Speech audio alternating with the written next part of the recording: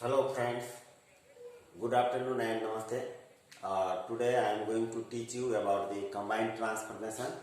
and today's topic is how to find combined transformation by shortcut method. And this is for grade 10.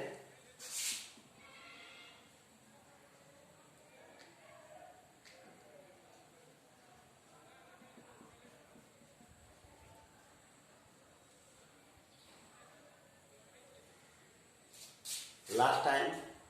I taught you the definition of combined transformation, that a transformation followed by another transformation or image भनेर मैले पढाइसकेको छु. अब how to find the combined transformation by using shortcut method. When there is given a translation followed by another translation, a translation followed by another translation,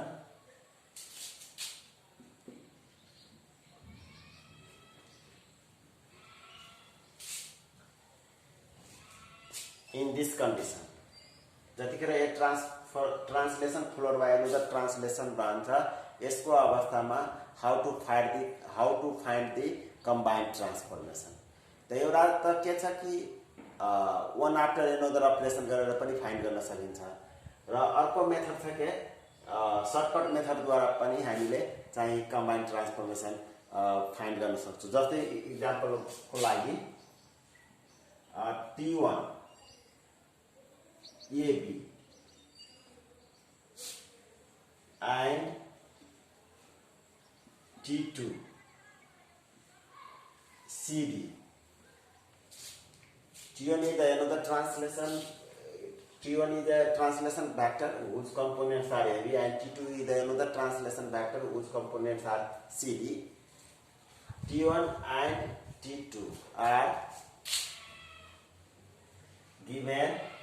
translation vector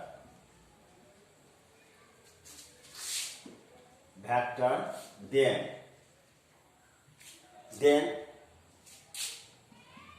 T2 or T1 अर्थात T1 followed by T2 होस्, or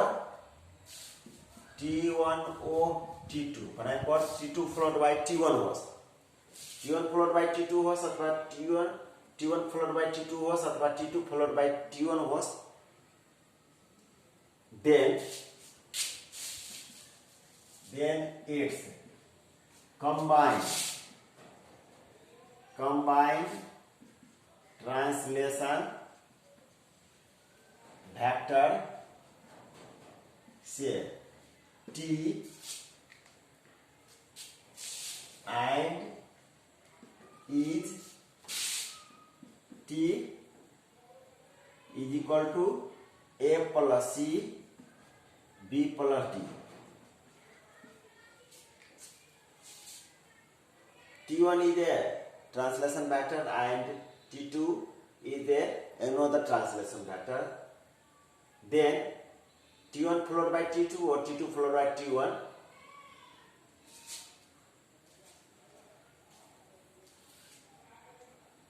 Its combined translation vector, say T, and is T is equal to A plus C and B plus D हुन्छ. जस्तै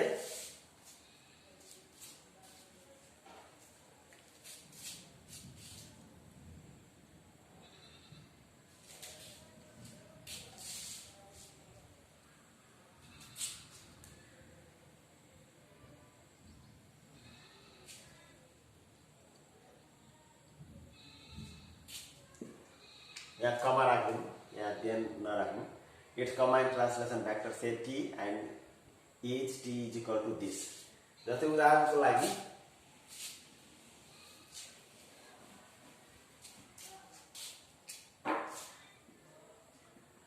if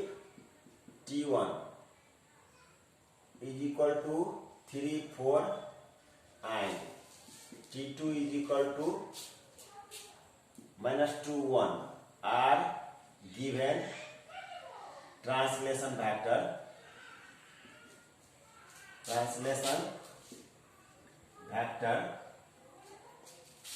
find the image of P34 under T2O T1 अथवा T1O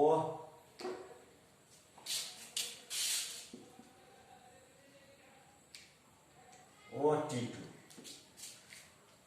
त तपाईको translation भेक्टरमा के हुन्छ, यो ट्रान्सलेसनमा यो T1 followed by T2 भन्नुस् अथवा T2 फलोड बाइ T1 भन्नुस्, कुरा एउटै हुन्छ, दुवैको मिनिङ सेम हुन्छ। किनभने यहाँ हामीले हेर्न सक्छौं, यो चाहिँ हामीले के गर्न सक्छौं, सपोनेट अन्डर T1 सोलुसनमा T1 इज कति छ 34 एन्ड T2 कति छ -2 1। त हामीले 1 बाइ 1 गर्दा पनि कुरा त्यतिकै हुन्छ, जस्तै अन्डर T1 T2O T1 त के छ P34 प्लस, अब हामीले पहिले T1 को काम गर्ने, T1 को काम गर्दाखेरि कति हुन्छ 34 त म्याप टु P डैश कति भइहाल्छ 3 + 3 4 + 4 is equal to P dash कति भइहाल्छ 6, 8। फेरि अगेन हामीले P डैश 6, 8 प्लस कति हुन्छ T2 को -2 1 map to P dash 6 - 2 8 + 1 is equal to P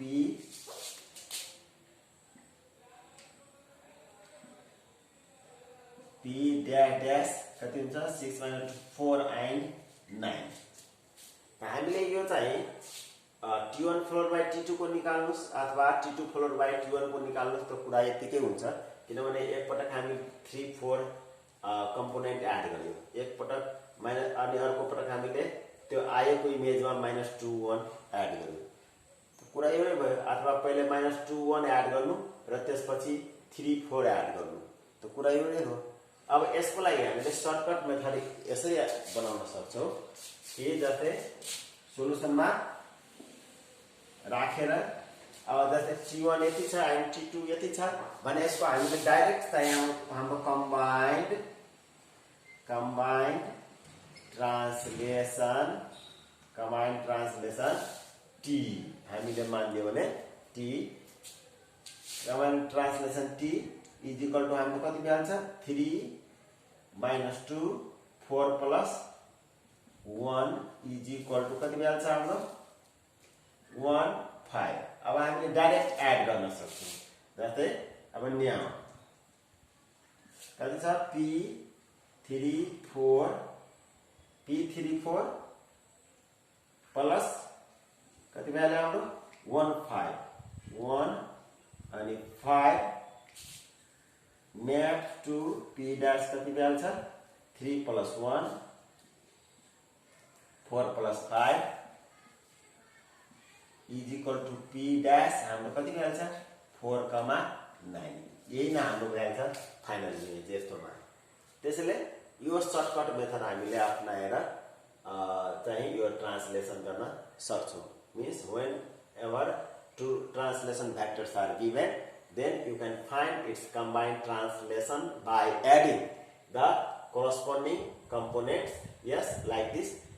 3 - 2 4 + 1 is equal to 1 5, and 1 5 you can direct add to the given object point to obtain its image point. And this is the very short cut method and which can save your time. चाहिँ combined translation को लागि हेरिहाल्नुभयो कि when a translation followed by another translation हुँदाखेरि हामीले कसरी direct चाहिँ combined translation चाहिँ find गर्न सक्छौं। अर्को हामीले देखाउन गइरहेका छौँ अर्को छ ए रोटेशन फ्लोड बाय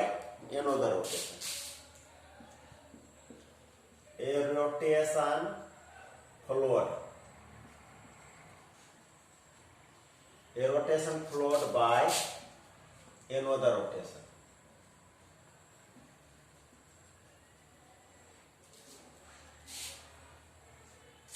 यो पढाउनुको मुख्य उद्देश्य के हो हामीले वन आफ्टर एनोदर गर्दा पनि हुन्छ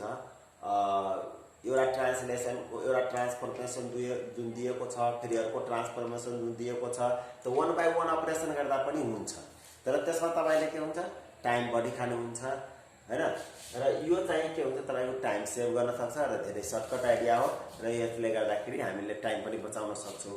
त यहाँ के छ a rotation followed by another rotation त अघि जस्तै suppose at centre of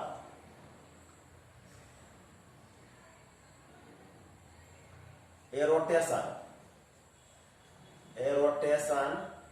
say R1 a rotation say R1 has center 0 0 and rotated through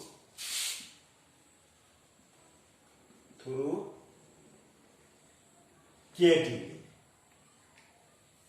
and another rotation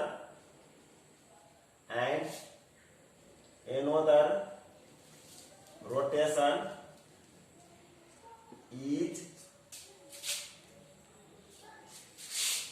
say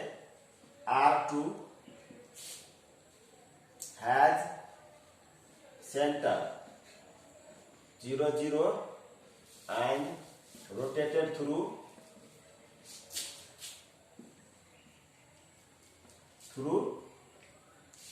suppose right L degree then its combined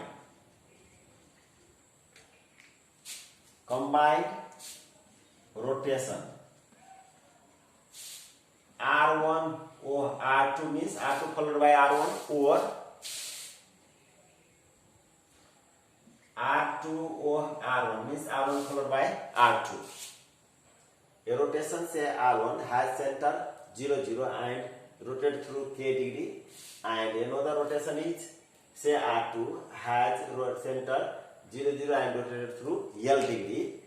Then its combined rotation R1 or R2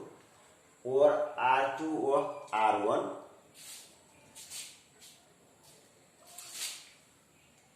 then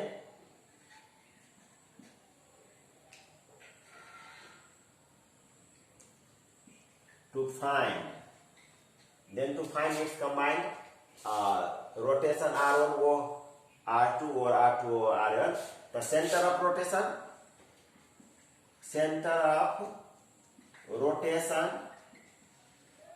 is same then to find its combined rotation R1 or R2 or R2 or R1 the center of rotation same हुन्छ र through कति हुन्छ तपाईको rotation through कति भन्छ rotation through दुईटैलाई जोड्दिनु k degree plus l degree यही नै तपाईको एकैचोटी हामीले युज गर्न सक्छौं डाइरेक्ट त्यसको कम्बाइन्ड सेन्टर भइहाल्छ 0 0 भनेको अर्थ ओरिजिन र रोटेशन थ्रु कति भइहाल्छ यो दुईटैलाई तपाईले k डिग्री र l डिग्रीलाई जोड्दिनु यसरी हामीले धेरै सर्टकट मेथडले पनि हामीले इमेज फाइन्ड गर्न सक्छौं कम्बाइन्ड ट्रान्सफर्मेसन फाइन्ड गर्न सक्छौं जस्तै उदाहरणको लागि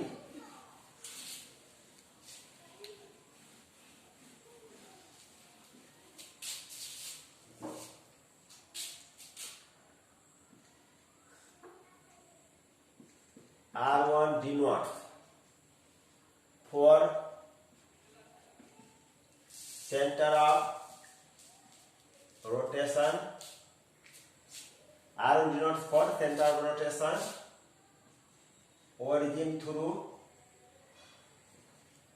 plus 90 degree and R2 for center of rotation origin through plus 180 degree, then find the image of A34 under R1 or R2 or R2 or R1. यो तपाईको under R1 ओ R2 अथवा R2 followed by R1 र R1 followed by R2 भनेको यस्तोमा तपाईको same आउँछ र यस्तो अवस्थामा हाम्रो के गर्नुपर्छ अघि भने जस्तै कति छ centre of rotation is equal to origin राख किनभने दुवैको सेन्टर अफ रोटेसन ओरिजिन छ भने हैन त दुवैको लागि सेन्टर अफ रोटेसन त यो combined value combined center of rotation value origin and through value rotation through value अघि मैले भनेको थिएँ के डिग्री प्लस एल डिग्री त यसको छ कति प्लस 90 डिग्री प्लस 180 डिग्री तिज कल्टु कति आउँछ प्लस 270 डिग्री त हामीले के थाहा छ कि we have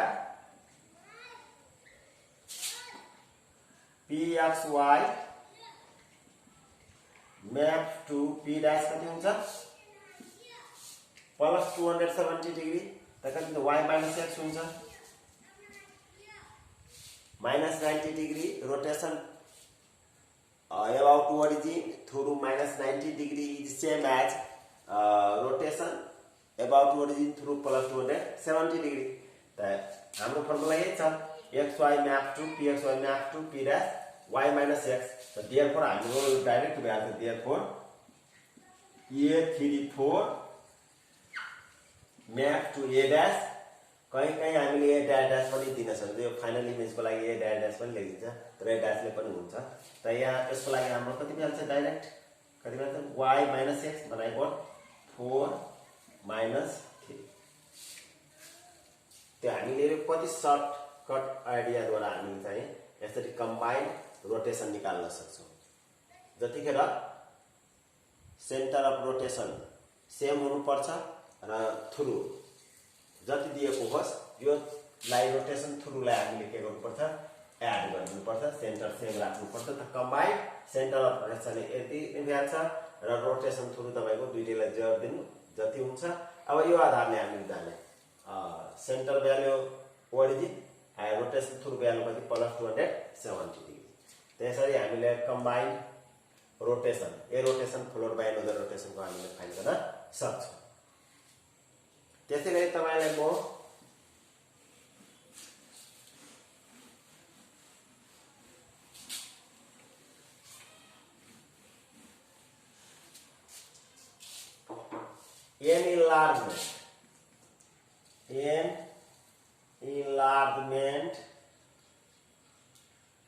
enlargement flowed by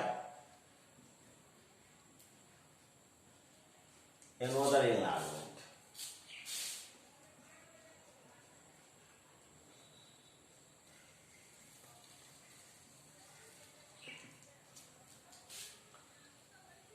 An enlargement followed by another enlargement. Let E1 003 bracket E1 value enlargement जसको सेन्टर अफ enlargement value के origin and suppose that scale factor is now unknown, so say it is K1. E1 is an enlargement whose center of enlargement is origin and the scale factor is K1. Be a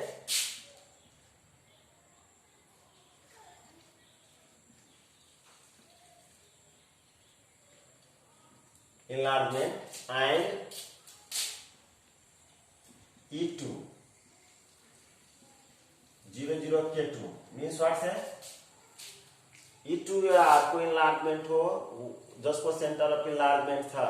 origin and scale factor था K2. Let E1 0 0 K1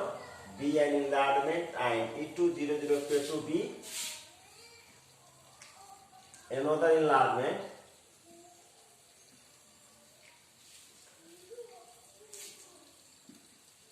Let E1 0 0 K1 भनेको E1 भनेको एउटा enlargement हो जसको centre of enlargement छ origin scale factor छ K1 be an enlargement and E2 0 0 K2 the another enlargement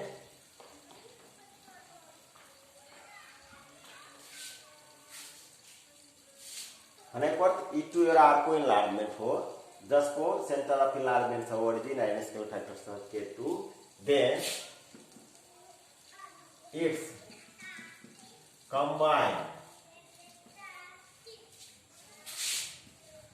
enlargement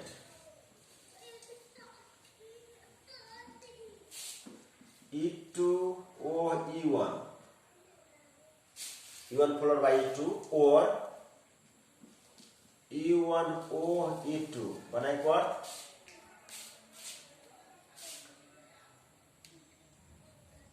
E2 followed by E1 यसको के गर्छ भने combined center of enlargement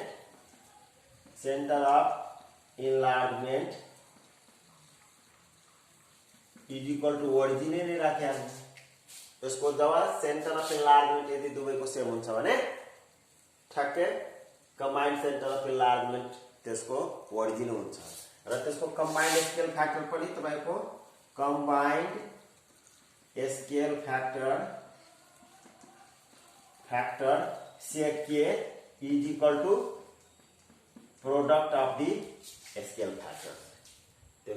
K1 र K2 को प्रोडक्ट नै त्यसको के हुन्छ combined scale factor भइहाल्छ नयाँ enlargement को त यसको तपाईको इन सर्ट मा हामीले लेख्न सक्छौ इन सर्ट मा इट्स combined enlargement कति भन्छ E0 0 K1 हैन K2 त K1 K2 के भ्यालु आउनु K1 K2 K1 into